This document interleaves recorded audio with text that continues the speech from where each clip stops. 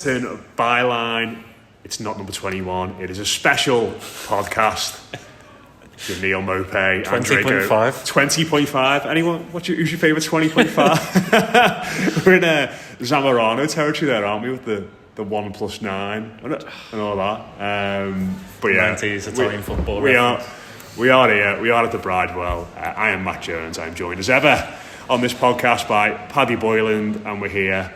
Probably a little bit shorter than usual, but that does not mean in any way, shape or form it's not a momentous day, because it is Paddy, and as we sort of predicted on Monday night or Tuesday morning when our last pod went out, Everton have got new owners, the Friedkin Group, today.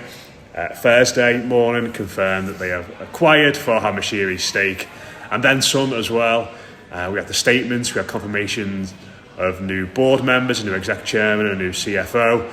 We'll delve into all of that in a little bit more detail perhaps as the pod goes on, but I'm knackered. I think you're knackered. How are you feeling? It's been a bit of a roller coaster of a week, and certainly a pretty full-on day, hasn't it? Yeah, I mean, definitely exhausted. It's been a roller coaster 18 months to 2 years when you consider when Farhad Moshiri first decided he wanted to sell the club to where we are now, and thinking back to all the things that happened in that time frame, the multiple failed takeover bids, the ongoing search just to pay the bills. Yeah. At times it became increasingly fraught as time went on. PSR breaches, successive relegation battles. It's been quite a journey.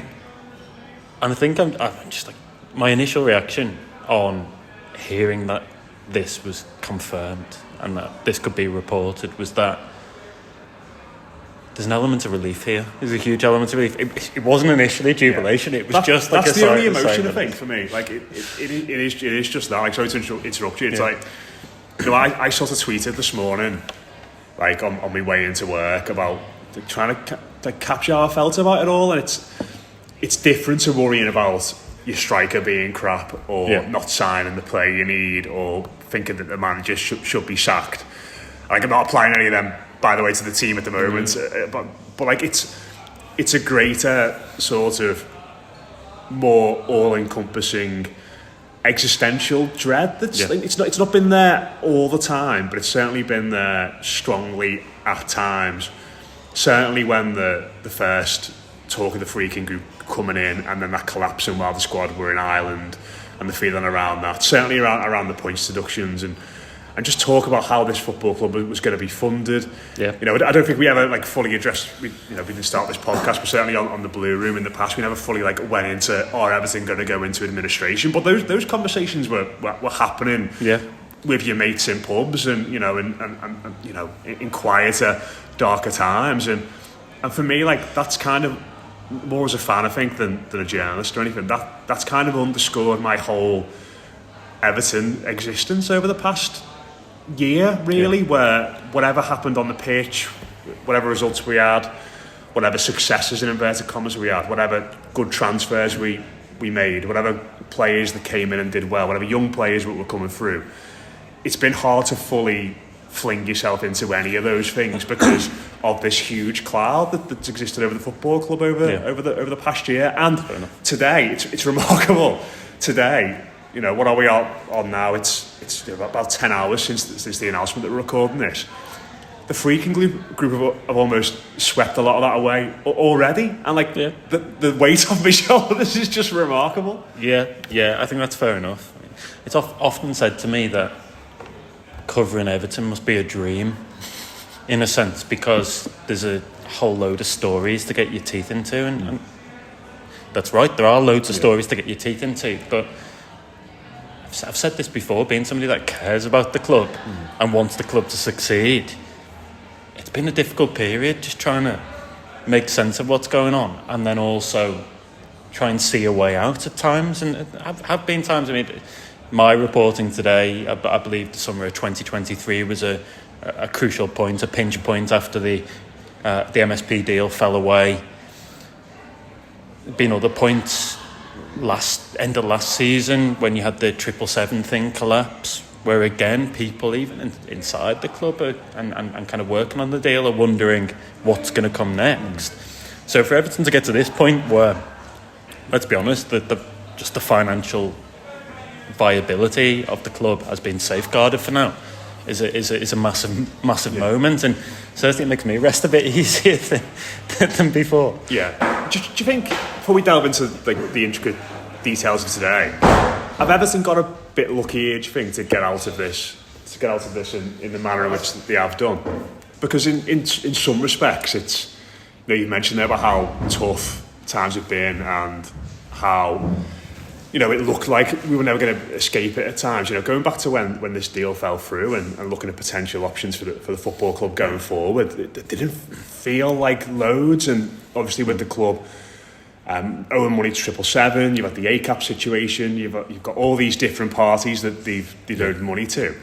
It did sort of feel like there wasn't many viable candidates, and for the Friedkin Group to kind of come back to the table, you know, it's obviously a good thing, and it looks like a good deal, and we're going to be financially secure. But in some respects, it feels like Farhad Moshiri's got a little bit lucky here that they've actually reassessed and come back. Yeah, I mean, I think that's fair. I think certainly when you look at the Friedkin Group walking away first time around, there wasn't a load of other alternative interest.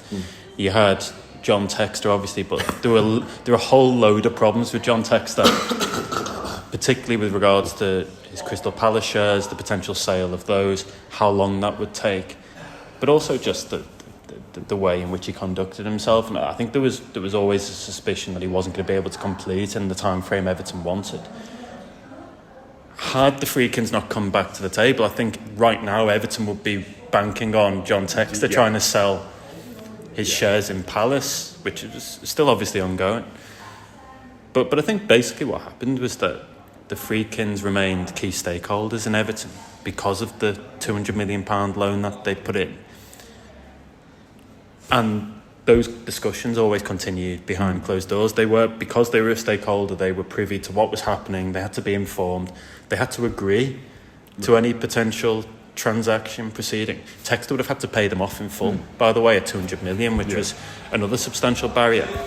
And basically over a period of time, it just loaded on and on and on. All these extra failed takeovers and the money that those various groups put in to try and progress the deals. And it was just a case of having to agree a deal with Farhad Moshiri or to satisfy the wants and needs of Everton Football Club or its fans. It was securing right to media funding's assent, getting approval from the 3 regulatory bodies, getting ACAP on board, getting the Friedkins on board potentially. And when you stack that all up with the amount of money it was requiring at the time, it was becoming a really considerable task. So I think the Friedkins in those negotiations with other lenders in the club basically just took the view that we're the only ones that can do this, and we're the only ones that can do this right now. And actually, if we want to protect our £200 million, then we might as well just go all in. Yeah. I mean, that they could have held on, in theory, until June, 1 year into their loan, when repayment was due. And if nobody had repaid them then, they could have effectively just taken over the club by proxy through warrants for Moshiri's shares. But they've chosen to step in now. That's to their credit. And I think we've just about everybody I speak to says that this is just about the best outcome Everton could have hoped for. So let's see how it goes. Potentially famous last words, but like we're saying, the financial kind of viability and future of the club has been safeguarded for now. Yeah. Let's delve into today a little bit and sort of go through our respective days and how they kind of planned out. Because I know you did a story last night, sort of suggesting that, well, I should probably date it a bit better. You did this on Wednesday, the story on Wednesday night, saying that it was effectively done, and then obviously throughout the day on Thursday we had the announcements and all details come through. But yeah, obviously we had a call with Everton earlier on today, didn't we? Sort of giving us a few more of the details, and sort of teeing everything up for us. What else? What else have you been sort of up to throughout the day? Because it's been a bit chocker. Yeah, you know what? I said earlier that I'm exhausted, but I'm exhausted by the whole process and by probably the last month or so, and just making sure that things were ready. I mean, we've all known that this was the likely trajectory for a while, so in the media we've been able to prepare for that. And I mean, I basically went off timetable last week. And did the bulk of my research and writing for the long read I put out today, wrote most of the news story for the piece we put out today. Did you have to change much from that piece based on what the club announced, or was it all kind of... Very, very little. Yeah. Very, very little, because we'd done our due diligence, and for people that don't know, that basically means that you go to all key stakeholders and offer them an opportunity to comment on or off the record. You offer them a right of reply for legal terms more than anything else, for legal reasons. So we were pretty satisfied with where we were, both in terms of the piece itself and the legal position we were in. And it was all basically ready.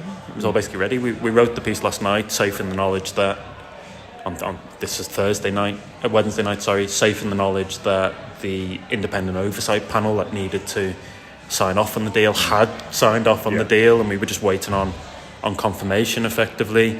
So it's been an easier and maybe more straightforward day than it perhaps should have done for those reasons. All the groundwork from our side was done probably over the last month, particularly last week, and yeah, I'm grateful for that, because it would have been a mad scramble. I mean, like you say, we had a 10 o'clock embargo, didn't we? Yeah. And there's a bit of a scramble still to change final details and make sure everything's right and double check facts, and that's always a nervous moment. Getting names spelled right. I mean, the new exec chairman, his name is Mark with a C, stuff like that. Yeah. Those things are important. Anna Dunkel with one N as opposed to two. So just making sure all that kind of stuff's right, fact checking and simple, like reading and rereading. Like the long read I've done is probably about 4,000 words.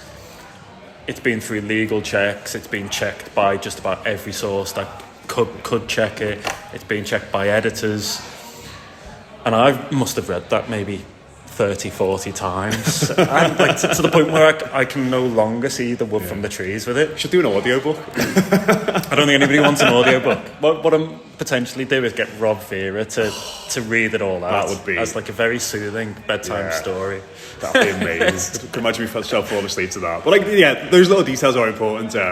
There's, without revealing too much, there is a relative of a Liverpool player who constantly gets in touch with the Echo when their name is not spelled properly. Oh, right. Don't want to divulge trying to work this out. The cogs are turning around. Yes. But I mean, and you don't want to annoy people on your very first day with the new era. But I mean, I was in early today. Like you said, thankfully, knowing that this was coming meant you could get a lot of stuff lined up early, and I think it's I just love the way in which everyone kind of reacted to it. You know, I think there's been times where everyone's been so fractured where being online, you can post anything about Everton and you can guarantee that you're gonna get something back, some form of negative kind of negative reaction. Yeah, that's right. There was absolutely none of that today. I think as much as at times Mashiri was divisive and his predecessor Bill Kenwright was divisive, everyone's unanimous. This is a good thing for Everton. I think everyone appreciates.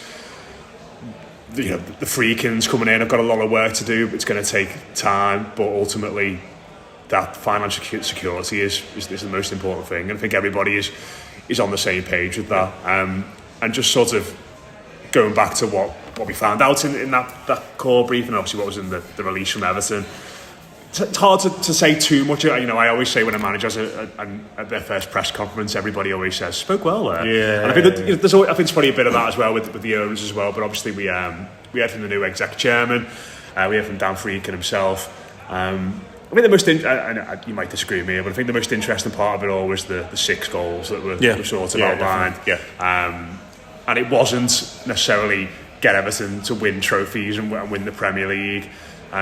They felt like quite methodical, quite sensible steps that the club would have to take to be able to think about getting to that again. And listen, it's easy to sit here on day one and go, these are our aims, this is what we're going to do, before you've actually played football matches and you've actually felt the pressure of a Premier League season and a potential relegation battle or whatever. But they felt like pretty straightforward, pretty sensible guidelines to work off. Yeah, and I don't think anybody would massively object to them. I think also important, just on a basic level, that they've included the women's team and signified the importance of that in this project, because again, that needs loads of money as well, loads of work that's been neglected. I've already seen the stories. They think it's from Emma Sanders at BBC saying Everton are looking to pay £100,000 for an Arsenal women's player, which in itself is we've spoken a few weeks ago, didn't we, about how one of the understated impacts of the Mashiri tenure has been the women's team, not everything academy, the lack of investment in the academy. But my understanding on the women's side, and probably on the men's side as well, is that they've had stuff lined up and ready to go that they've not been able to execute before, and this time around they've had stuff lined up for January in order to do it. And I think what will probably happen on the women's side is it'll just go bang bang bang, and there'll be 2 or 3 new signings, but potentially. But I thought it was realistic, and certainly when I've had discussions with people who have been in the presence of the Friedkin Group and spoken to their representatives, the thing that's always come back is that idea that they do seem quite sensible. Maybe that flies in the face of what we've seen at Roma so far, but I think it's only worth pointing out as well that Roma is a very distinct entity, very different to Everton. You've got a situation there with ultras. They're kind of quite fervent home support that is going to be tough to broach and tough to manage. You shouldn't have those problems with Everton. Most people seem to think that, sensible, diligent, say the right things, seem to be doing the right things and thinking the right things about what Everton needs to be now. The general sense is it'll be kind of a softly approach. I don't think they can or should cut corners here. I mean, we've seen before this idea that with Mashiri, we sign the best players, or we try to sign the best players, and the biggest names, and we try to recruit the biggest name managers. That doesn't always work, and I actually think where Everton are right now, it's not going to work moving forward. So that seemed to be a continuation of those themes. Lots of sensible thing. For me, like a really key pillar here has to be player development. It has to be making Everton's academy into as good as it can be, and that being a regular supply line for the first team. Really pleased again, and also to see the stated commitment to more or less immediately improving first team. The first team squad, that was top of the list, wasn't it? That was first, followed, I think, if I'm not mistaken, by the bit about the academy into the women's team. And then obviously you've got your commercial aims as well. I mean, one of the very early things they've been working on, even before they were in situ, I mean, some of their execs have been here for weeks waiting for this deal to go through, and those conversations have been taking place now over months with a view to them taking ownership. Some of those conversations have been around how do they maximise the commercial opportunities that come with the new stadium. And that's going to be a key pillar here. And obviously what you do off the pitch directly impacts what you do on it, because extra commercial revenue in effect in this PSR age is extra money for the manager and the director of football in the transfer market. So all the right things for now, but they're going to obviously be judged on actions, not words, and I think that's only fair. I mean, they've safeguarded the future of the club for right now. They've significantly reduced the debt burden, which is massive. They've paid off RMF, long-term lenders, amongst other things.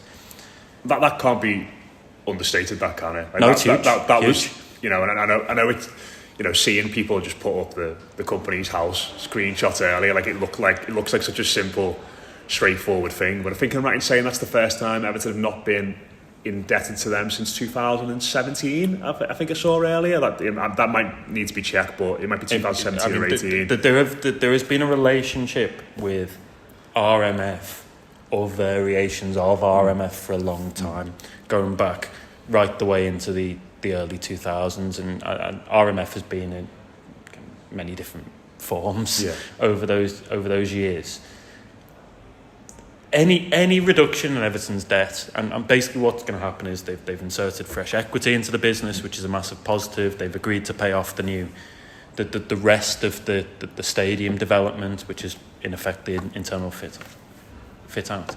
But any reduction in Everton's debt is a huge positive, because what it means is the club is not having to scramble to pay those high interest bearing short-term loans. Everything will in effect moving forward now, if it remains as debt, it will be long-term senior debt secured against the new stadium, but on much lower interest rates. Does that mean? Do you mean in terms of if they take anything out any loans out in the future? Because I read things they say that apart from the money they owe to the bank, which is quite like standard for a Premier League club, like the club is now effectively debt free. Well, the refinancing part of the debt.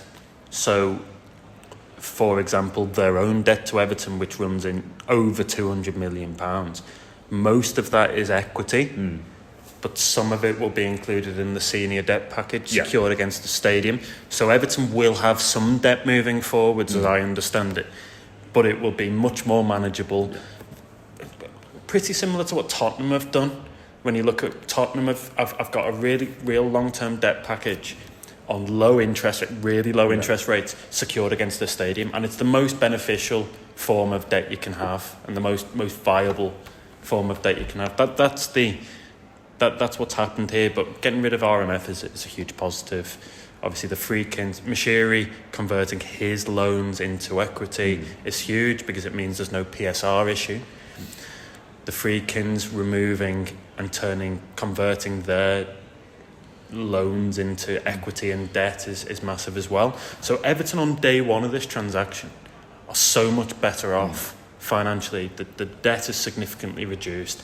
The financial health of the club is much better. And for the first time in a while, you can see a way out, Matt. Yeah. I've struggled to see a way out at times after the collapse of 777 and everything else. I've really struggled at times to see a way out.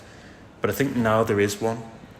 You've got the issue sorted right now, but you've also got the promise of the new stadium and the extra revenues that brings under new ownership. So, look, let's not get too far ahead of ourselves. We never can get too far ahead of ourselves because we'd have had positive, conversations about Mashiri at the time. But this seems like a good deal. Yeah, I'd love to get ahead of ourselves in the future. but I would, just like the only analogy I can think of when it comes to like getting rid of RMF is like, do you like Harry Potter? Yeah. So I feel like this is like Friedkin's come in and just got rid of all Mashiri's Horcruxes. Do you know what I mean? Like all these little bits of debt in places here and there, and obviously RMF was obviously more to do with Bill.